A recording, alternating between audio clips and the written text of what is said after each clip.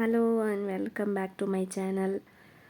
வீடியோக்குள்ளே போகிறது முன்னாடி ஒரு சின்ன ரெக்வெஸ்ட், ப்ளீஸ் எல்லோரும் என்னுடைய சேனலை சப்ஸ்கிரைப் பண்ணுங்கள், உங்கள் ஃப்ரெண்ட்ஸ் அண்ட் ஃபேமிலிக்கு ஷேர் பண்ணுங்கள், லைக் பண்ணுங்கள், கமெண்ட்ஸ் எதனாலும் போடுங்க. Thank you friends. வாங்க வீடியோக்குள்ளே போகலாம்.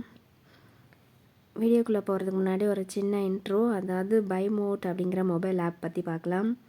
பைமோட்டுங்கிறது கிராசரிஸ்லாம் வாங்கிறதுக்கான ஒரு ஷாப்பிங் ஆப்.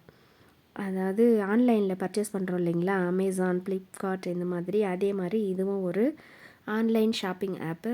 இதை வந்து நீங்கள் கூகுள் ப்ளேயில் அவைலபிளாக இருக்குது, வேணுன்றவங்க இன்ஸ்டால் பண்ணி யூஸ் பண்ணிக்கலாம். மற்ற ஷாப்பிங் ஆப்பில் நீங்கள் வாங்குகிற க்ராசரிஸ்க்கான ப்ரைஸை விட இதில் வந்து கண்டிப்பாக மினிமம் ஒரு 10 to 15 ருப்பீஸ் ஆகுது கம்மியாக தான் இருக்கும். கண்டிப்பாக எல்லாருமே இந்த ஆப்பை யூஸ் பண்ணி பாருங்கள், ரொம்பவே யூஸ்ஃபுல்லாக இருக்கும். வாங்க வீடியோக்குள்ளே போகலாம்.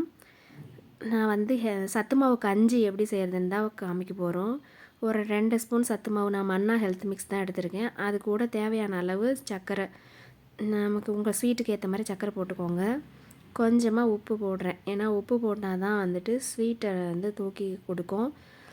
கொஞ்சமாக போடுங்க, ஒரு 2 பிஞ்ச் அளவு போடுங்க.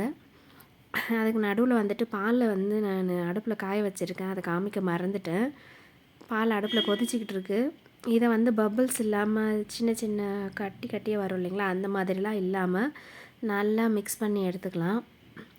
விப்பர் இருந்தால் விப்பர் இதில் போட்டு, மோர் சிலுப்புறதுலேயும் போட்டு நீங்கள் கலந்து வச்சுக்கலாம். அதில் கலந்துக்கினா இந்த மாதிரி சின்ன சின்ன பபிள்ஸ்லாம் இல்லாமல் நல்லா இதுவாக இருக்கும். பால் நல்லா கொதிக்குது. இப்போ நம்ம இதை ஆட் பண்ணிக்க வேண்டியது தான். நல்லா கைவிடாமல் கலந்துக்கோங்க. கைவிட்டிங்கன்னா கட்டியாகிடும். நல்லா கலந்துட்டு நம்ம அதை ஒரு 2-3 நிமிஷம் வேக வச்சிங்கன்னா போதும், கொதிக்க விட்டிங்கன்னா போதும். நல்லா கொதித்து வந்துடும். உங்களோட டேஸ்ட்டுக்கு ஏற்ற மாதிரி சர்க்கரையை கூட குறைய ஆட் பண்ணிக்கோங்க. கண்டிப்பாக இந்த ஹெல்த் மிக்ஸை ட்ரை பண்ணி பாருங்கள், ரொம்பவே நல்லா இருக்குது. ஒரு ஃபீவர் டைமில், ரொம்ப உடம்பு முடியாத டைமில் இந்த ஹெல்த் மிக்ஸை குடிச்சிங்கன்னா ரொம்ப ஒரு எனர்ஜி கொடுக்குற மாதிரி இருக்குது, ஒரு நல்ல ரெஃப்ரெஷ்மெண்ட்டாக இருக்குது. கண்டிப்பாக எல்லாருமே வீட்டில் ட்ரை பண்ணி பாருங்கள். குழந்தைங்களுக்கும் பெரியவங்களுக்கும் எல்லாருக்குமே நல்லாயிருக்கும் டேஸ்ட்டு. அதாவது ரொம்ப சின்ன குழந்தைங்களுக்கு கொடுக்காதீங்க, ஓரளவுக்கு ஒரு 8 வயசு 10 வயசு பசங்களாம் குடிக்கலாம், நல்லாயிருக்கு டேஸ்ட்டு.